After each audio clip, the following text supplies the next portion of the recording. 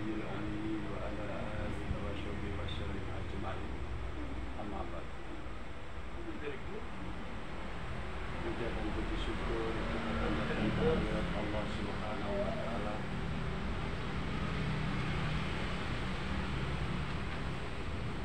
atas limpahan rahmatnya dan hidayahnya untuk kita semua, sehingga pada saat ini kita mendapatkan kesehatan, mendapatkan kemudahan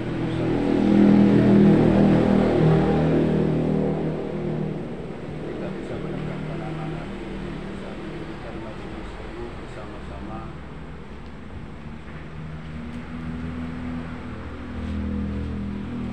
Insyaallah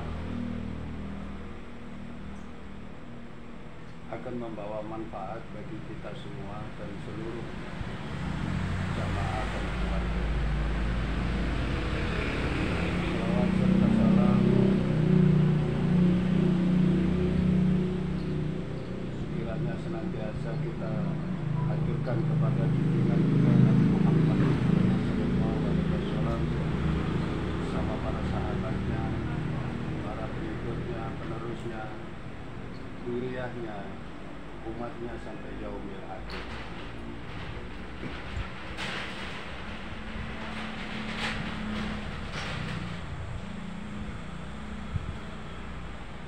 Mari kita sama-sama pada malam hari ini membahas tentang kerinduan terhadap jamaah, yang mana pada malam hari ini meskipun saya sendiri itu baru selesai menunaikan Zoom meeting sampai sore dalam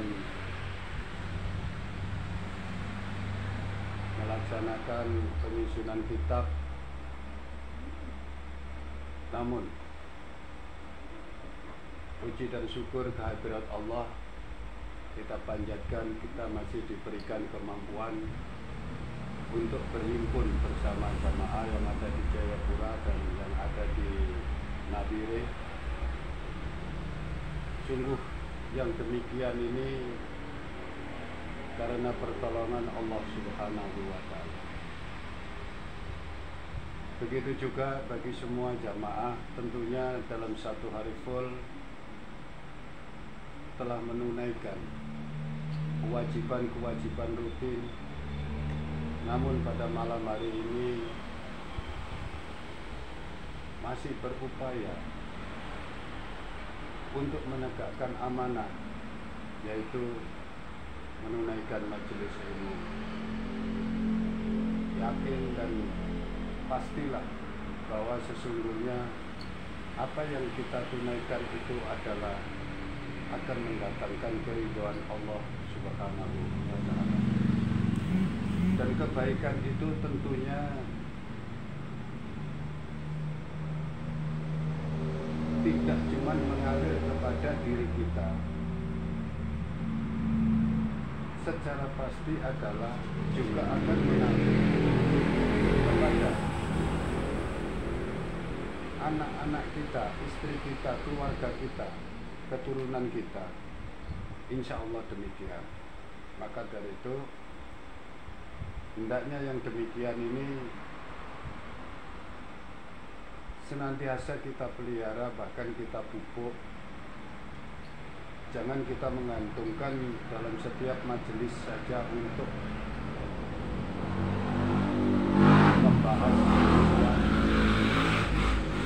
Hendaknya kita dalam setiap perjumpaan juga kita akan memunculkan rasa kasih sayang. Ketemu saudara akan muncul rasa kasih sayang. Ketemu seperjuangan akan muncul rasa kasih sayang. Ketemu rezeki akan muncul rasa syukur. Ketemu tugas-tugas juga kita akan mengucap rasa syukur. Sesungguhnya apapun yang kita dapati di dalam kehidupan ini adalah secara hakikat telah dalam rencana Allah untuk setiap hambanya. Jadi jangan dikira pertemuan kita pada saat ini tidak termasuk bagian dari rencana Allah Subhanahu wa Ta'ala. Tidak ada suatu daun yang kering jatuh dari pohonnya ke tanah, melainkan semuanya itu telah tertulis di dalam kitab Lauhul Mahfuz. Maka segala sesuatu, kesehatan yang kita miliki, rasa juang yang kita miliki, kesanggupan untuk belajar dan untuk mendengarkan serta berjuang demi kemaslahatan sesama manusia maupun demi menolong agama Allah adalah bagian dari rencana-rencana Allah menciptakan kita. Sebelum kita diciptakan, rencana itu sudah terlebih dahulu ada. Jadi tidak ada satu kejadian yang di luar daripada rencana Allah. Apakah itu kejadian yang baik? Apakah itu kejadian yang kurang menyenangkan bagi kita? Adalah semuanya dalam rencana Allah Subhanahu wa Ta'ala. Kita harus mengimani itu semua. Kita harus membenarkan itu semua. Dengan demikian amatlah mudah kita itu bisa menyimpulkan segala sesuatu untuk menjadi satu keyakinan bahwa apa yang terjadi atas diriku atau keluargaku atau temanku atau perjuanganku atau apa saja yang kita usahakan, maka itu adalah sudah termasuk rencana yang telah direncanakan oleh Allah, yang sudah ditulis di Lauhul Mahfuz sebelumnya. Jauh-jauh hari, jauh 50.000 tahun sebelum Allah menciptakan jagat raya beserta isinya itu adalah sudah dalam rencana Allah. 50.000 tahun itu kita bisa membandingkan. 50.000 tahun itu menurut Allah, kata Allah, seandainya dihitung sebagaimana dijelaskan oleh Allah di dalam surat Al-Hajj ayat 47 itu, bahwa sesungguhnya satu hari di hadapan Allah, perhitungan Allah itu adalah 1000 tahun perhitungan kita di dunia ini. Bila 50.000 tahun itu sudah berapa banyak tahun perjalanan kehidupan ini sebelum Allah itu menciptakan jagat raya beserta isinya. Yang demikian ini hendaknya kita tanamkan di dalam hati bahwa sesungguhnya Allah Subhanahu wa Ta'ala adalah merencanakan sesuatu yang besar sebelum menuangkan karya-karyanya, ciptaan-ciptaannya, kehendak-kehendaknya, tajali-tajalinya. Dan sesungguhnya yang paling kita pahami adalah bahwa jagat raya beserta isinya ini, seluruh yang ada, termasuk bumi, langit, bintang-bintang, bulan, surga, neraka, semuanya itu sampai miskat ars, itu adalah ciptaan Allah. Sebagaimana juga adalah jasad manusia. Jasad manusia juga adalah ciptaan Allah. Yang bukan ciptaan Allah adalah roh manusia, juga ilmi yang Allah berikan kepada manusia. Ilmi itu hebat, ilmi itu nur, ilmi itu ruh, sama. Roh insania itu juga hebat, roh insania itu juga nur. Sehingga Allah menciptakan segala sesuatu yang ada di langit dan di bumi itu adalah sifatnya adalah sebagai pendukung. Yang perlu kita mengerti, jasad kita, memang kita ini manusia semuanya adalah Abdul Adam. Tapi ada yang harus kita mengerti, bahwa roh kita bukan Abdul Adam. Karena roh kita itu berasal dari sisi Allah, juga kembali kepada Allah. Ada tempatnya sebelum diturunkan masuk di dalam jasad janin, calon jasad janin yang di dalam kandungan menjelang usia 120 hari. Itu diturunkan dari tempatnya. Bila mana nanti jasadnya manusia itu sudah dikembalikan, maka roh itu tidak ikut mati, tapi roh itu adalah akan menuai apa yang telah ditunaikan selama hidupnya itu. Mau dihimpun di manakah? Ada yang dihimpun bersama orang-orang yang dalam siksaan. Ada yang dihimpun bersama dengan orang-orang yang awam. Ada yang dihimpun bersama orang-orang kaum alim. Ada yang dihimpun bersama dengan roh-rohnya orang-orang yang kaum sidikin, yang memiliki kesempurnaan makhluk. Ada yang dihimpun bersama orang-orang yang gugur di jalan Allah, dan ada yang dihimpun bersama para nabi-nabi. Maka selama dikeluarkan dari tempat yang sesungguhnya dari sisi Allah itu adalah sudah tidak dikembalikan lagi pada tempat semula, namun disiapkan tempat-tempat di kemudian hari. Selama penungguan ini, selama kehidupan manusia ini, kita menunggu adalah memang disiapkan di dalam satu tempat berdasarkan amalan-amalan dan peribadatan kita selama hidup di dunia. Namun di luar daripada itu, yang sudah saya sampaikan, semua akan dikelompok-kelompokkan. Bagi awam, maka keluarga awam akan dihimpun bersama keluarga-keluarganya yang awam, dan tidak akan dicampur. Tidak mungkin dicampur. Itu rohnya orang awam dalam penantian itu terus dicampur dengan rohnya orang-orang yang dalam kesesatan. Itu tidak mungkin dicampur, karena ada takbir yang dibuat oleh Allah Subhanahu wa Ta'ala. Jadi bisa jadi di dunia ini antara kita dan keluarga kita itu nanti di alam penantian itu kita bersama-sama, dan bisa jadi juga kita ditempatkan yang berbeda berdasarkan di mana kedudukan. Nah, maka dari itu ingin rasanya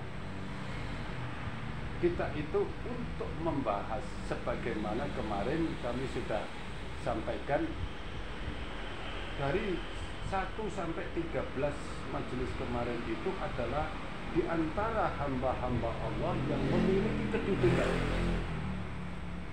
Tentunya masing-masing itu adalah tidaklah sama. Maka marilah kita berpacu di dalam kehidupan yang sesaat ini untuk mencari manfaat yang sebesar-besarnya, sehingga kesempurnaan insan, kesempurnaan akhlak akan kita peroleh dengan kemenangan dari sisi Allah Subhanahu wa Ta'ala yang disebut adalah sebagai kemenangan yang agung. Siapakah mereka yang mendapatkan kemenangan yang agung itu? Ialah orang-orang yang di dalam hidupnya senantiasa berjuang di jalan Allah untuk memikirkan makhluknya Allah siang dan malam, bukan cuma memikirkan dirinya sendiri, namun memikirkan nasibnya orang lain, makhluknya Allah.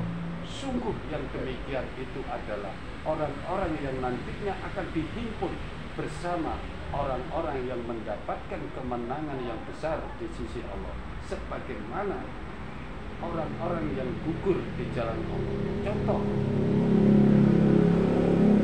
orang-orang yang gugur di jalan Allah itu suatu ketika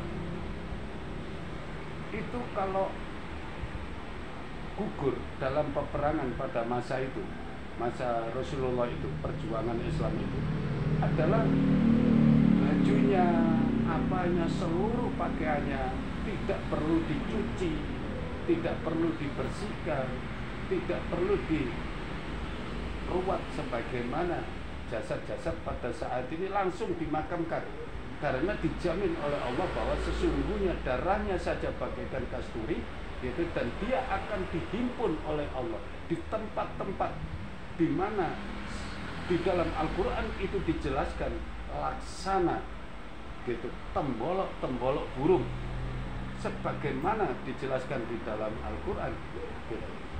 Di situ ada rezeki sambil menunggu, dan mereka memohon kepada Allah, ya Allah, berikan saya kesempatan untuk hidup 10 kali lagi agar saya bisa berjihad di jalanmu dan bisa syahid 10 kali.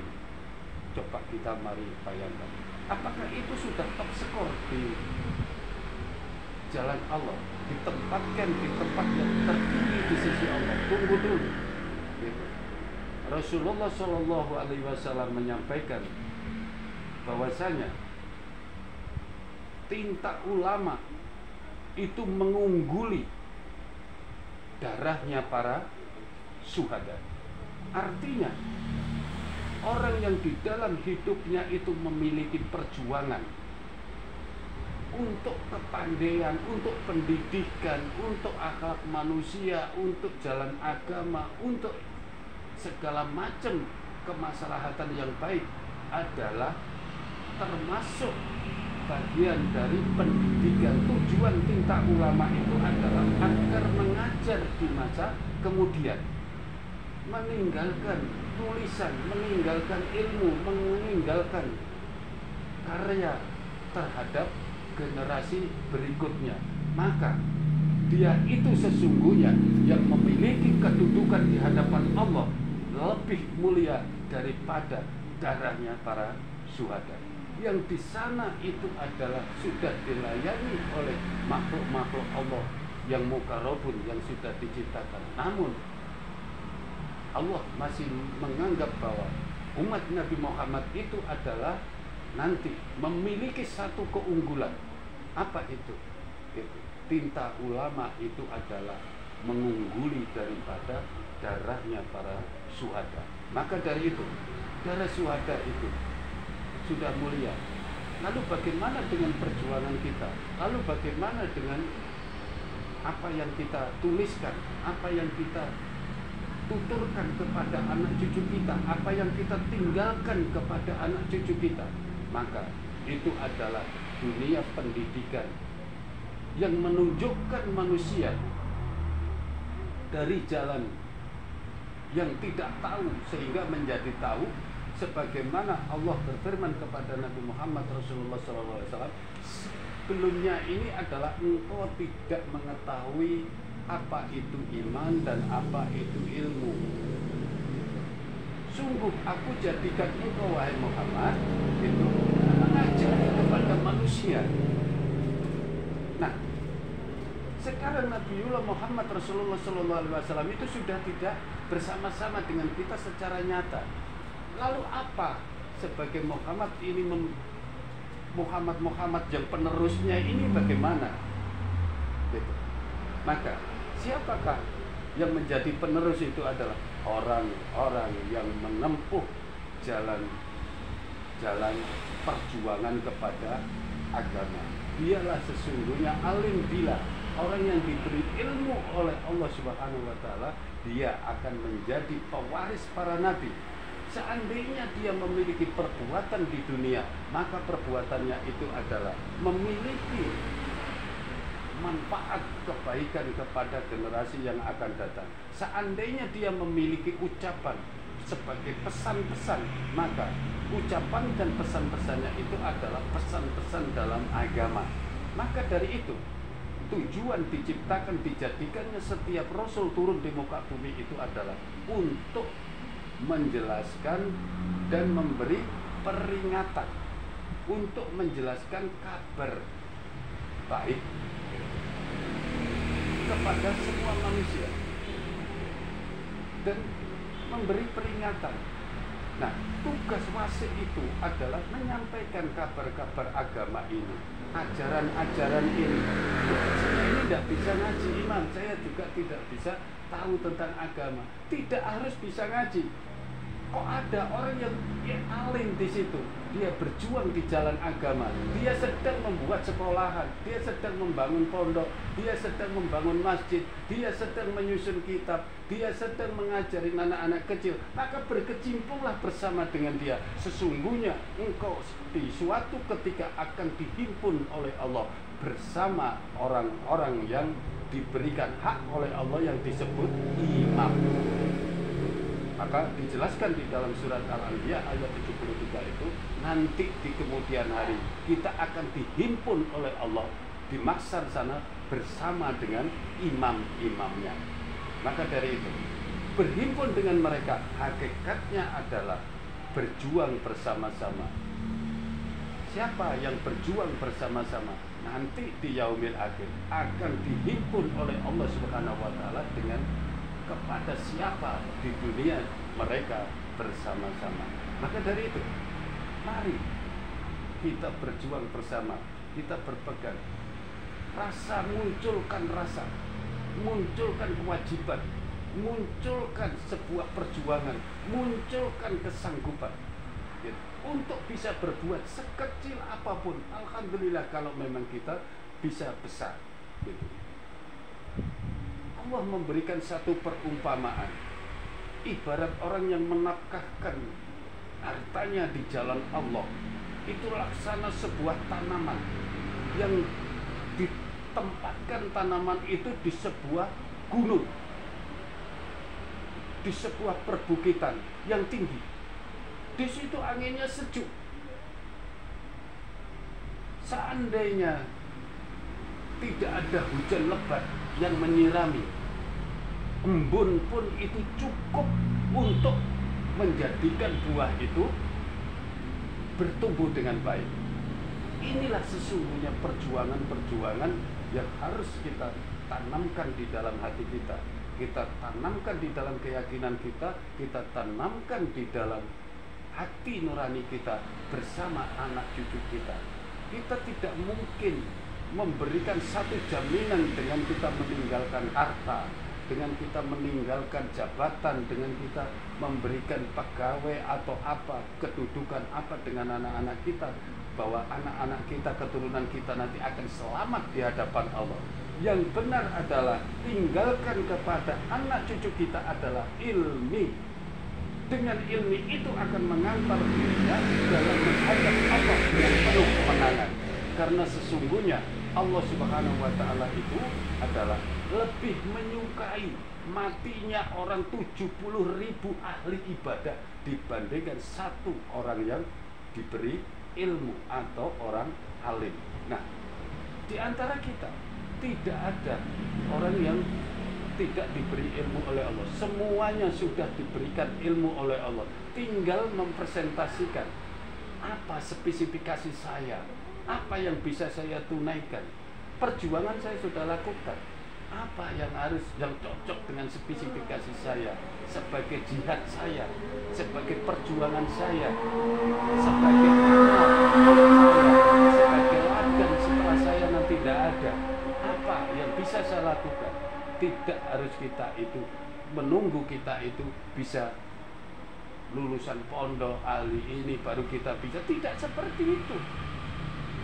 Apa yang kita sanggup, apa yang kita mampu, apa yang bisa kita perjuangkan, maka berhimpunlah bersama orang-orang yang sedang berjuang di jalan Allah Subhanahu wa Ta'ala. Maka siapapun kita nanti di yaumil akhir akan dalam jaminan Rasulullah Shallallahu Alaihi Wasallam bersama-sama imamnya akan dihimpun di sana bersama-sama.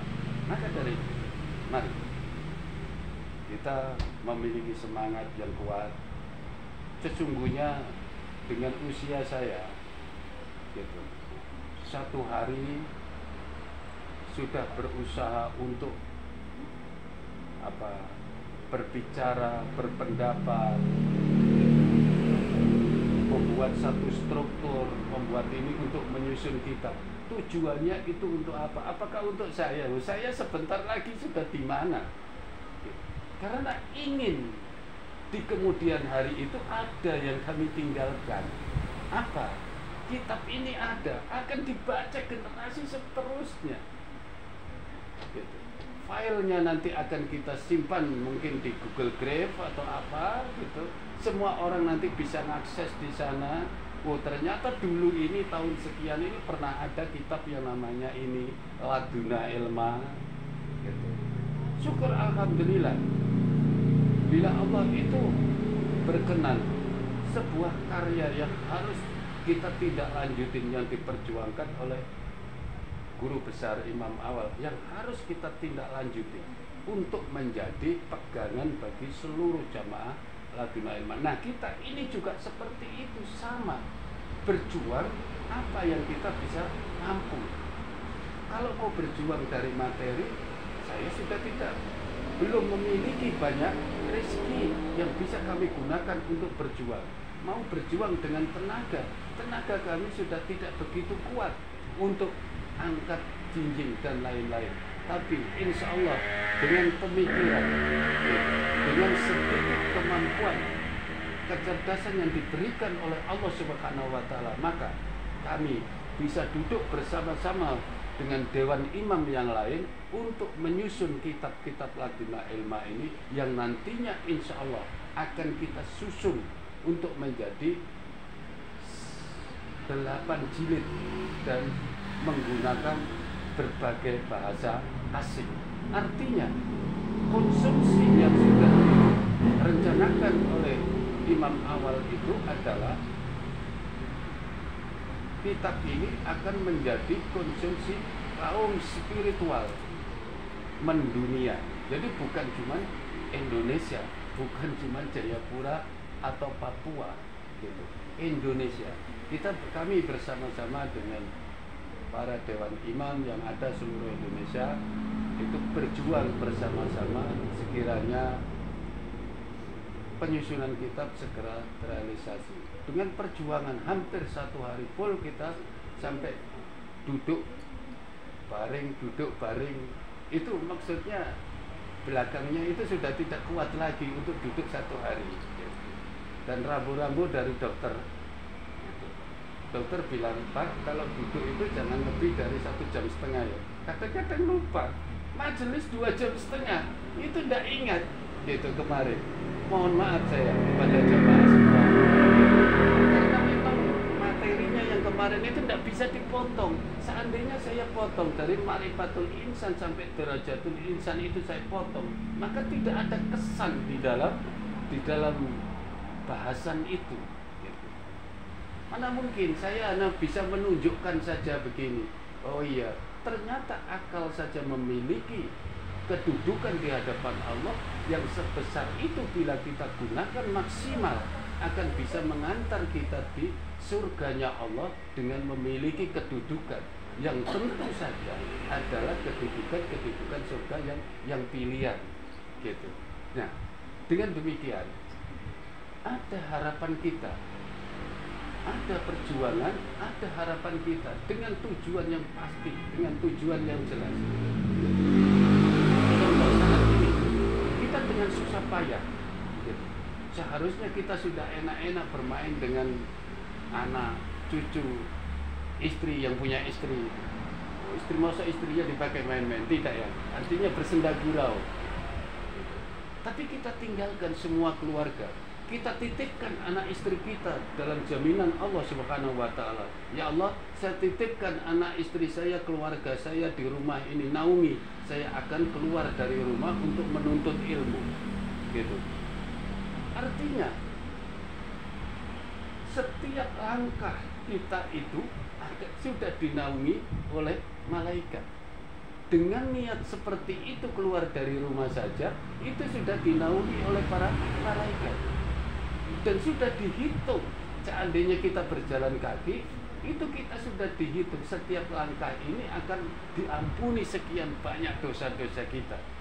Nah, ini perlu kita jelaskan yang demikian ini. Ternyata beragama itu enak. Tinggal memanage niat, gitu.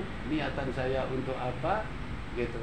Setiap langkah tujuan kita akan dihitung sebagai kebaikan, gitu. Nah, beda kalau kita keluar nih, mau berniat dengan keburukan, gitu. Setiap langkah kita tidak dihitung sebagai keburukan. Apalagi kita begitu sampai di tujuan terus kita nggak jadi untuk melakukan keburukan, maka tidak dicatat sebagai bentuk keburukan dalam perbuatan kita, walaupun kita sudah berniat, gitu. Tapi kalau niatnya kebaikan, saya mau bermajelis, kok di jalan ada teman ini atau bagaimana, ada bisnis atau apa, gitu, akhirnya nggak sampai. Tapi niat dari rumah ini sudah bermajelis, itu sudah dapat satu kebaikan. Bila terlaksana ke majelisnya, maka akan mendapat dua kebaikan.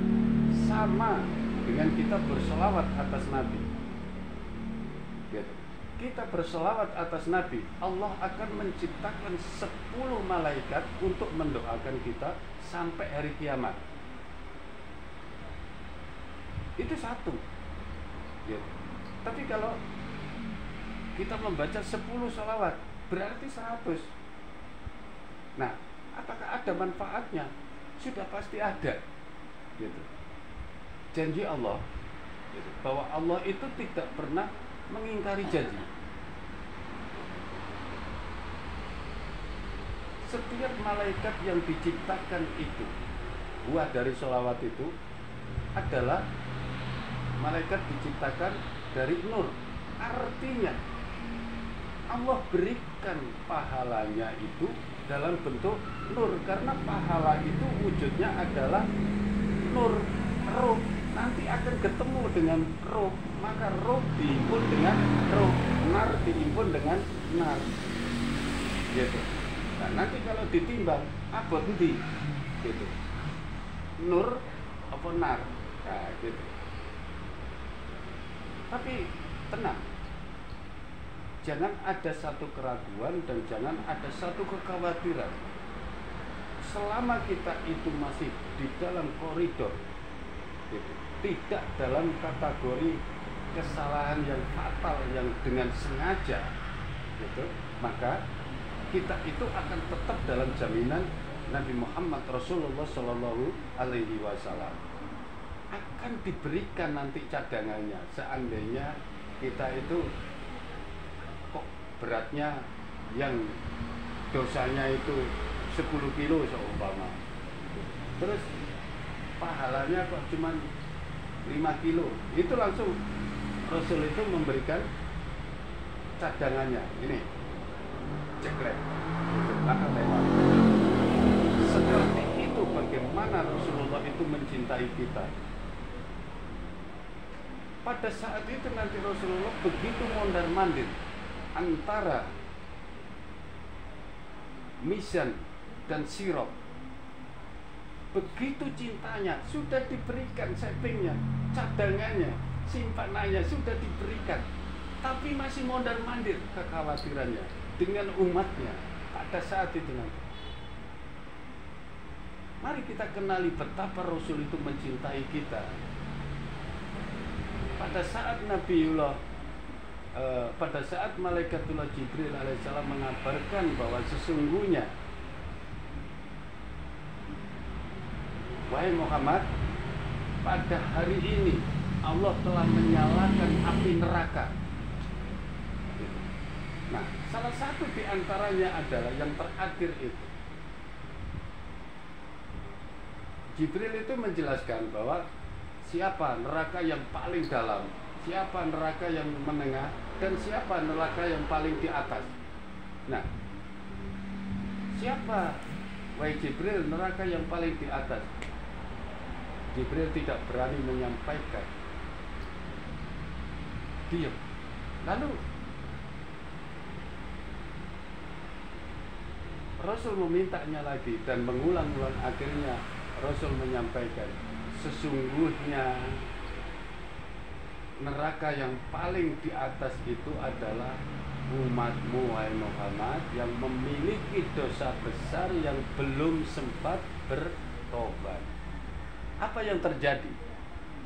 Rasulullah SAW pingsan sampai 3 hari. Kita bayangkan kecintaan yang seperti itu, kecintaan yang seperti itu Rasulullah kepada umatnya yang tidak ada tali temali, kan tidak mungkin. Sedangkan kita dengan anak saja cintanya seperti itu. Berarti ada tali antara kita dengan Rasulullah itu yang harus kita cari. Tali apa sesungguhnya? Tali apa sesungguhnya antara kita dengan Rasulullah SAW itu?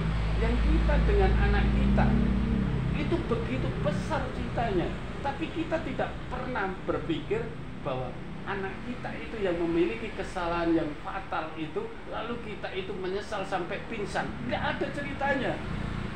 Kadang-kadang anaknya yang salah besar itu malah ditepuki. Sekarang ini anaknya foto-foto, diposting-posting di grup-grup ini, kelihatan pahanya, kelihatan apanya. Itu orang tuanya senang-senang saja, padahal itu jalan neraka. Subhanallah.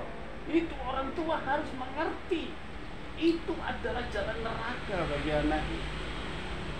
Gitu. Tidak ada saya melihat itu orang yang sampai pingsan karena takut masuk neraka anaknya. Tapi bagaimana Rasulullah pada saat itu? Mari kita berpikir sejenak. Bila hal yang demikian ini Rasulullah itu memiliki seolah-olah merasakan sakitnya seandainya umatnya itu masuk neraka, masa nggak ada hubungan, masa nggak ada urusan, masa nggak ada ikatan, masa nggak ada kaitan? Itu tidak mungkin, tidak mungkin. Nah, maka kita perlu berpikir. Kalau tadi saya katakan di awal majelis itu adalah bahwa Nabiullah Adam alaihissalam adalah abul apa tadi? Abul jasad, gitu. Jadi jasad ini dari sana. Terus kira-kira Nabi Muhammad Rasulullah SAW ini abul apa dengan kita? Kita ini, bagian kita ini apanya yang ampul Nabi Muhammad itu? Kita perlu pikirkan. Dan ini tujuan kita belajar, sehingga kita benar-benar tahu, benar-benar paham kita bahwa dalam menuntut ilmu itu harus detail, harus memiliki kejelasan yang pasti, gitu. Bahwa kita akan ketemu, bahwa kita akan dipertemukan, dan bahwa kita akan dipersatukan, bahwa kita ini diadain oleh Allah dari sumber yang satu. Nah, berarti ada. Nah, mari itu yang harus kita pikirkan. Mari itu yang harus kita tuju. Maka jangan pelit-pelit kita bersolawat kepada Nabi Muhammad SAW dengan abul titik-titiknya Muhammad. Menyebut namanya saja Allah bayar mahal. Bila anak Adam itu membaca, atau umat Muhammad itu membaca sholawat 1 kali, Allah akan berikan 10 kebaikan. Bila membaca 10 sholawat 10 kali, Allah akan berikan 100 kebaikan. bila membaca 100 kebaikan, salawat kepada Nabi, Allah akan berikan 1000 kebaikan. Bagaimana kalau kita itu 1000 berselawat atas Nabi? Kira-kira Allah itu akan memberikan apa?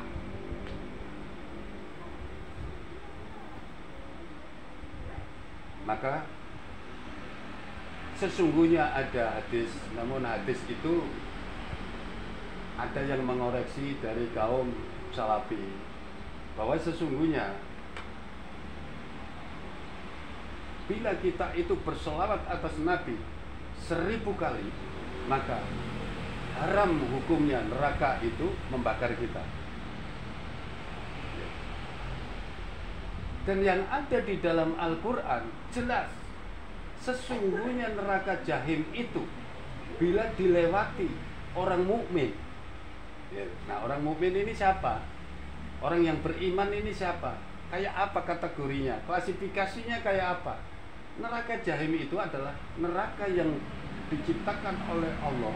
Di dalamnya seperti terowongan-terowongan begitu. Dan yang paling dalam itu adalah namanya neraka Jahim. Nah, yang neraka itu akan padam kala mana dilewati satu orang mukmin saja. Artinya seandainya tidak dibatasi, tidak dipagar oleh Allah nanti itu, gitu. Neraka Jahim itu seandainya kita injak-injak juga nggak apa-apa kalau memang kita itu dalam kategori mukmin, beriman kepada Allah Subhanahu wa Ta'ala, gitu. Jadi nggak usah takut, gitu. Memang di dalam kehidupan ini kita sudah penuh dengan hal-hal perjuangan yang penuh menakutkan. Tapi jangan kita itu menakutkan ancaman-ancaman Allah. Ancaman Allah itu ditujukan kepada orang-orang yang tidak beriman, gitu. Dan jangan juga kita itu GR, baru punya sedikit amalan, lalu kita ini sudah seolah-olah memiliki pintu surga. Ini yang salah, gitu. Ya kalau nanti ditanya seumpama, saudara Kolis, ini di surga ini, seandainya Allah bertanya, bagaimana kamu bisa masuk surga?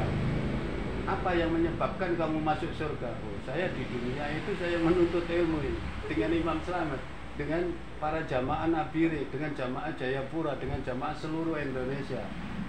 Oh, berarti bukan karena rahmatku, tapi karena jamaahmu itu. Iya, ya. Baik, kalau begitu akan aku hitung berapa lama kamu menuntut ilmu, maka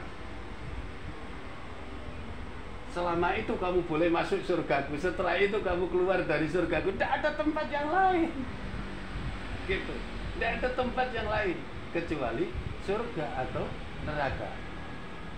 Di sana itu tidak ada, tengah-tengah itu tidak ada. Macam Israel, Palestina ada jalur Gaza, tengah-tengah pembatas. Oh, tidak ada seperti itu.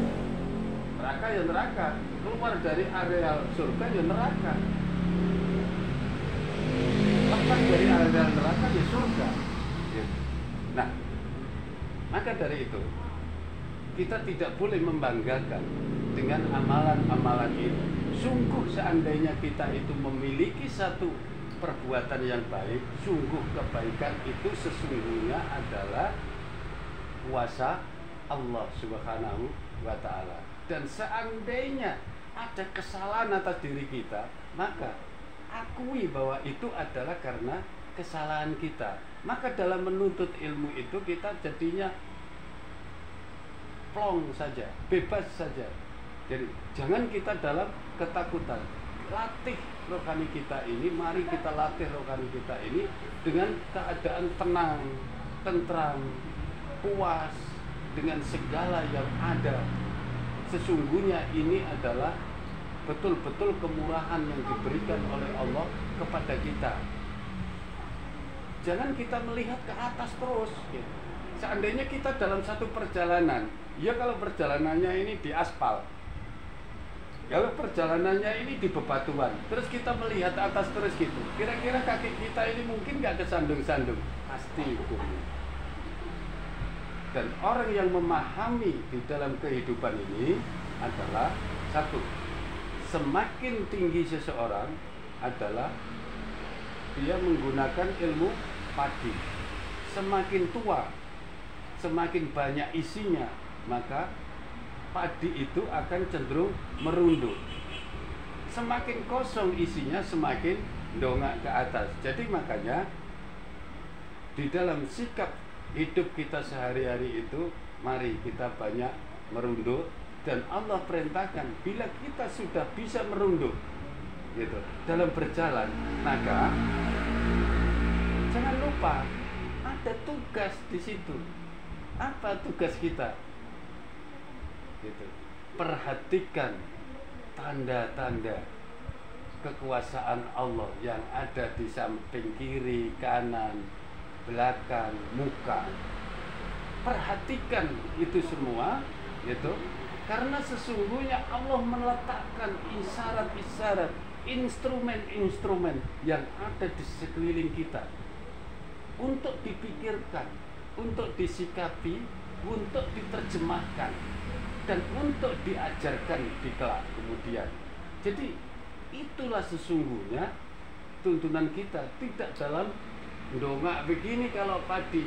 Kalau dongak ini yang diomongin yang baik-baik saja, pokoknya gitu. Di belakang ini penuh dengan kotoran juga tidak pernah terpikirkan, gitu.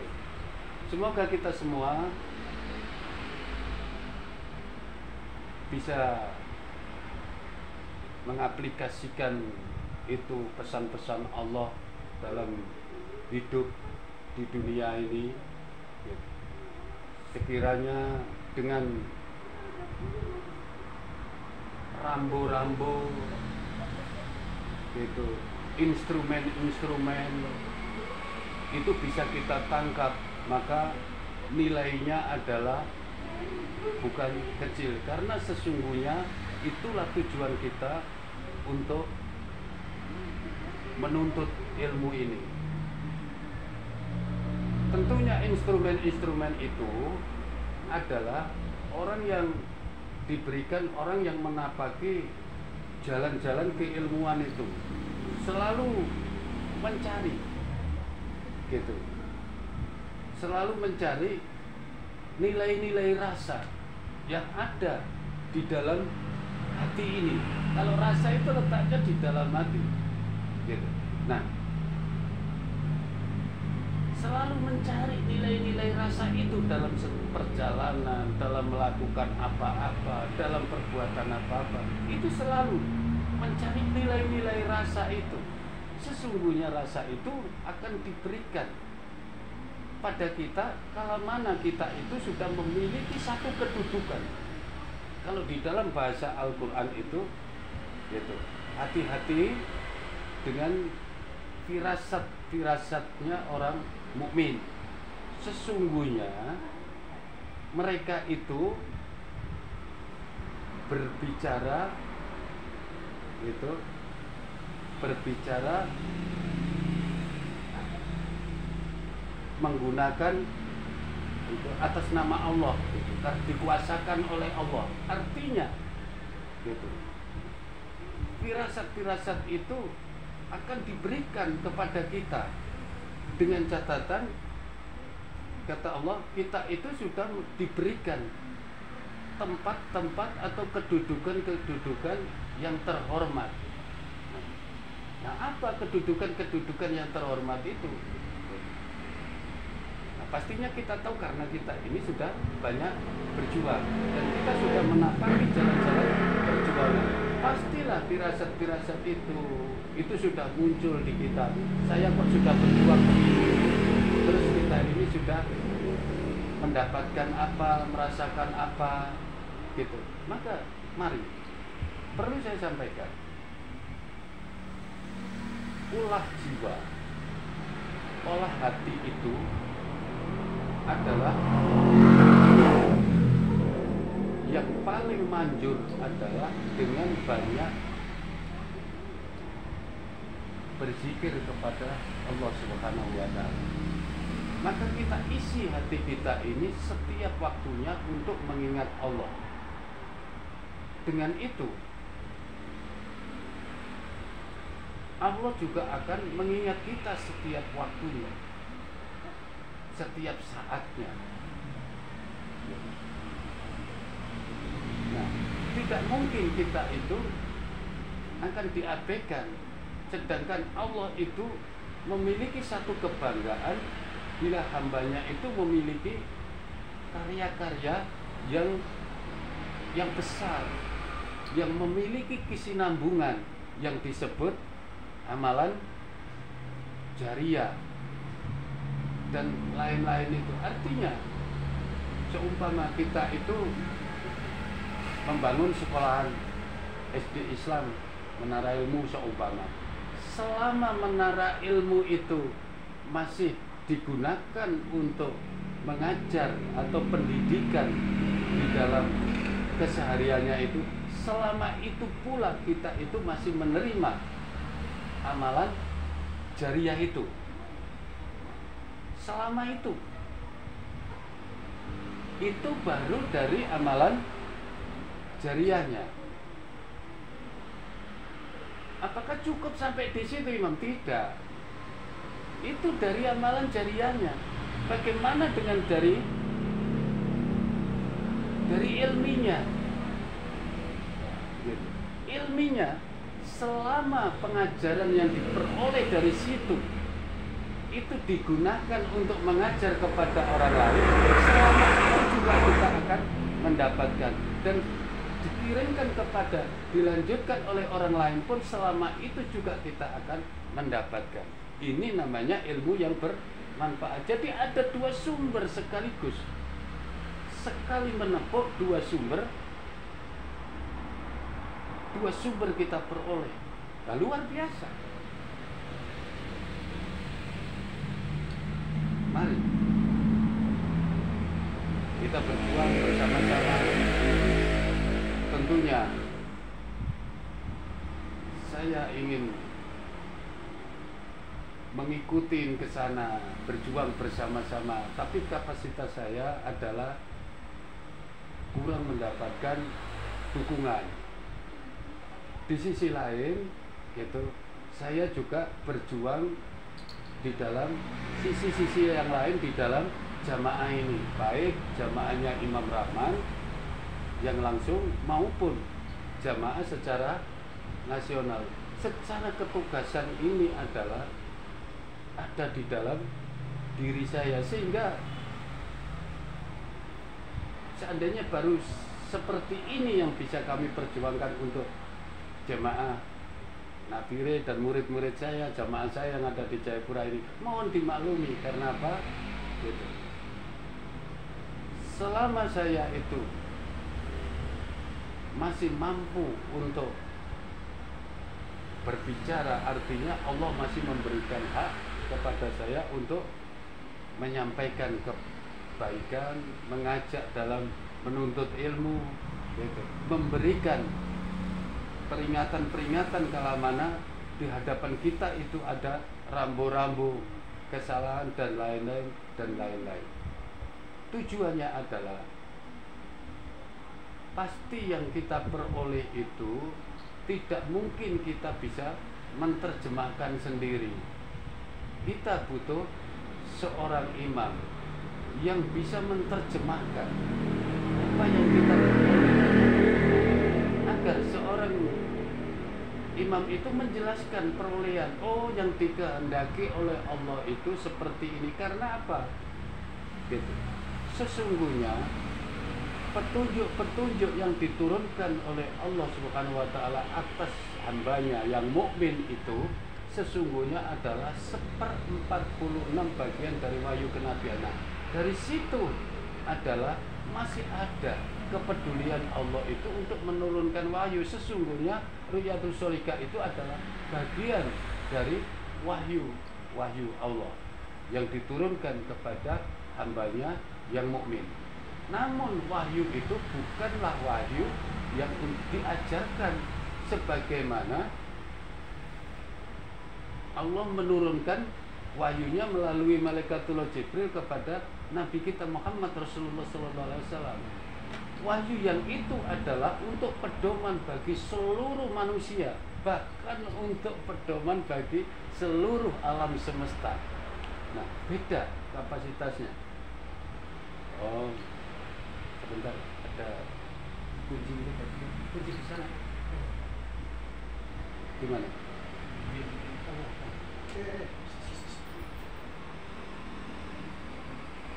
Di benda hitam itu loh, di sana itu, belakangnya kipas itu loh. Ya itu. Maaf, ada apa yang minta bukakan pintu. Sampai di mana tadi? Ya.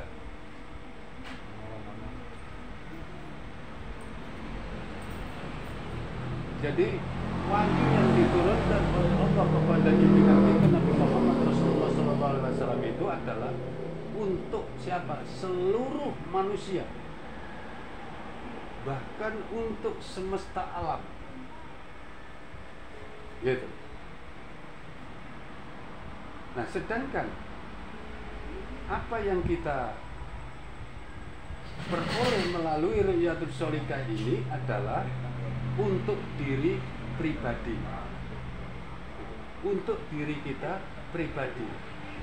Seandainya Allah memberikan perintah secara khusus kepada kita, maka hendaknya itu adalah urusan yang emergensi yang mestinya Allah berikan kepada kita agar ditindaklanjuti.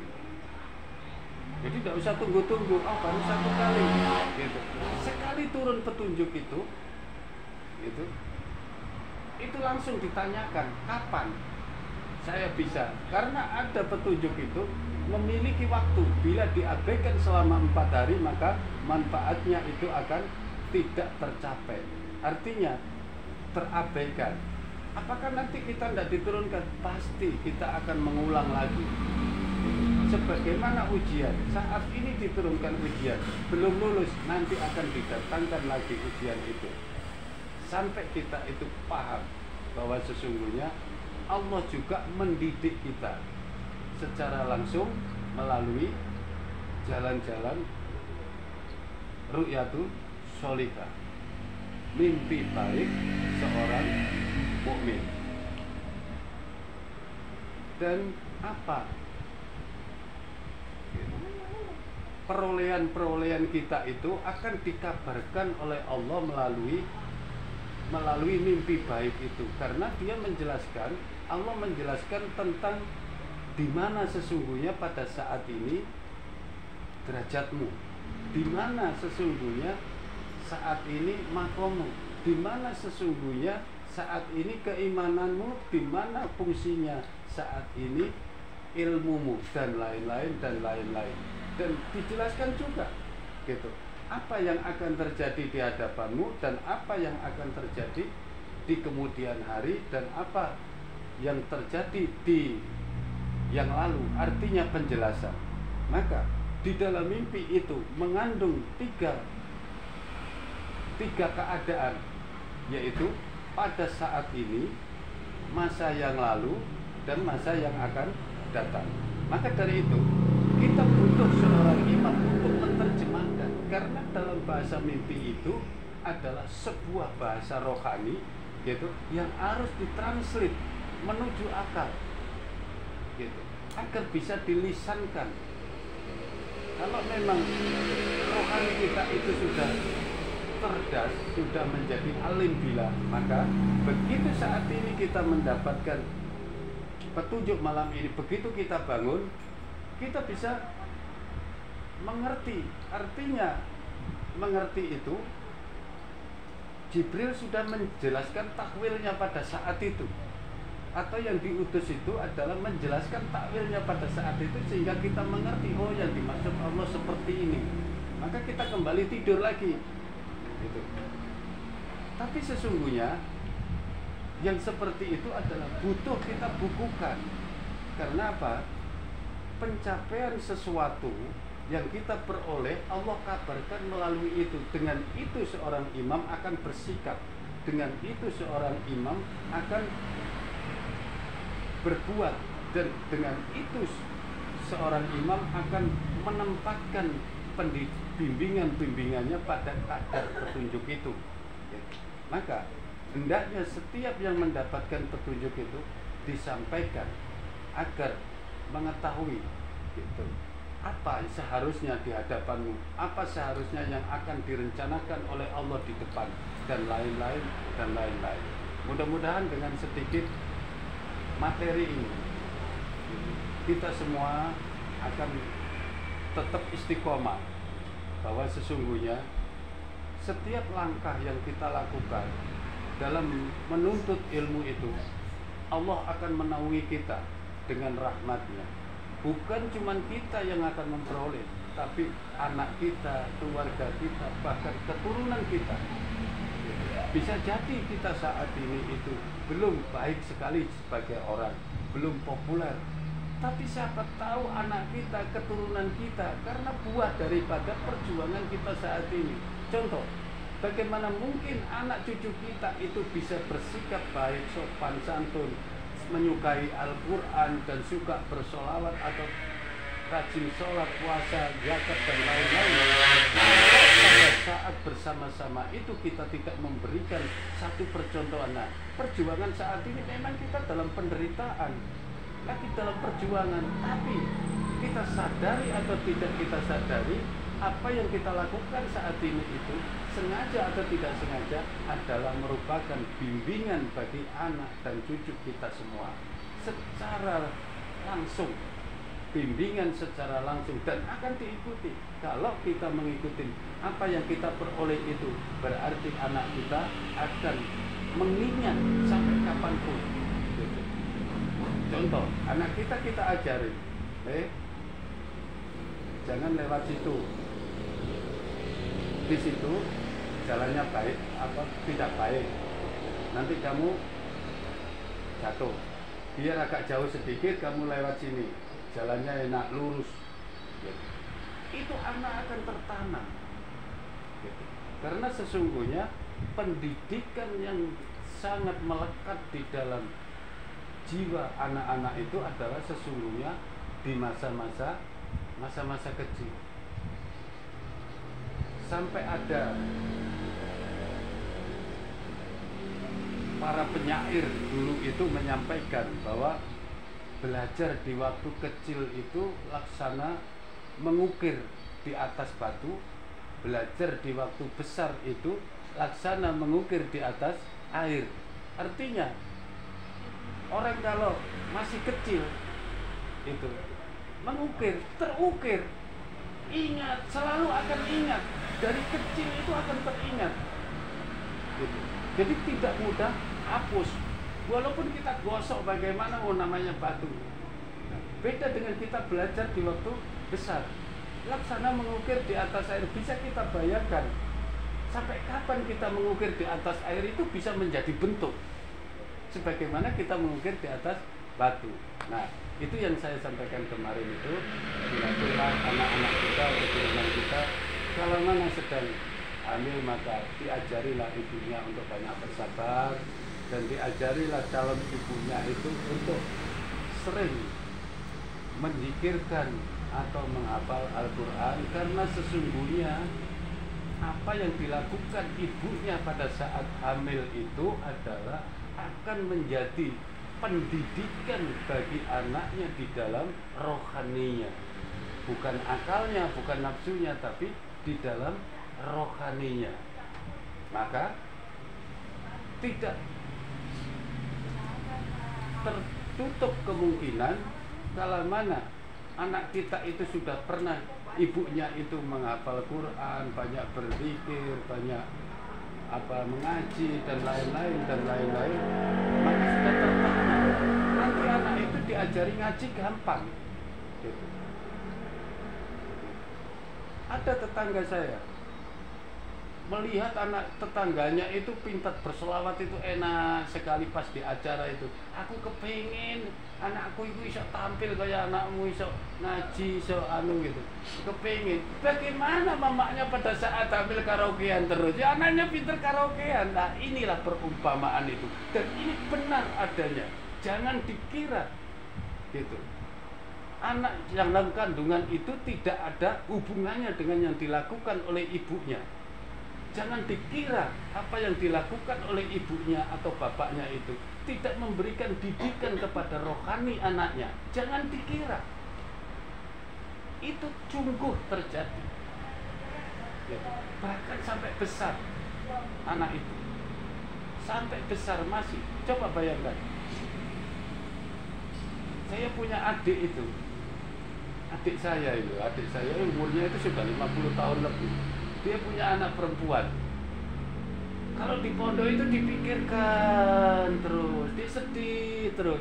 Ya anaknya dilu-dilu awalnya panas, masih ada kontaknya itu. Mari kita ikhlaskan, sebegitu anak itu kita masukkan di pondok, mari kita serahkan kepada Allah Subhanahu wa taala. Lepaskan, kita serahkan, kita gantungkan dalam pertolongan Allah.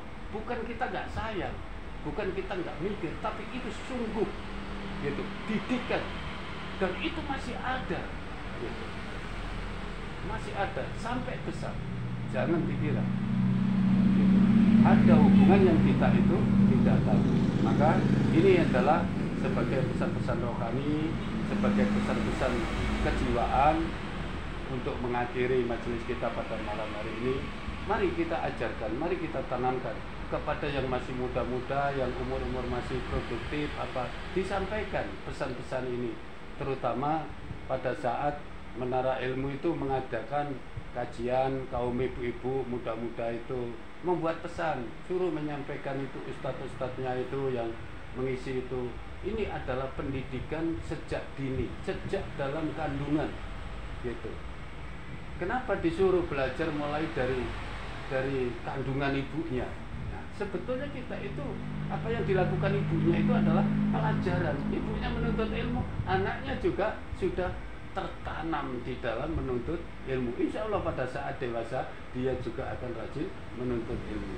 Mudah-mudahan apa yang kita sampaikan pada malam hari ini sebagai majelis kita pada malam hari ini, insya Allah akan mendatangkan nilai barokah dari sisi Allah sebagai bentuk tambahan. Dan jangan lupa bila mana ada waktu di masa 2/3 malam terakhir, berbanyaklah di situ beraudensi dengan Allah, ngomong dengan Allah. Wis padha ngomong karo bapake ngono karepe apa, maka sampaikanlah seperti itu. Mudah-mudahan apa yang kita inginkan Allah akan respon pada saat itu. Sesungguhnya Allah paling dekat dengan kita adalah pada 2/3 malam terakhir. Demikian sebagai penutup saya sudah sampaikan. Wabillahi taufiq wal hidayah wa ridha wal inayah. Wassalamualaikum warahmatullahi wabarakatuh.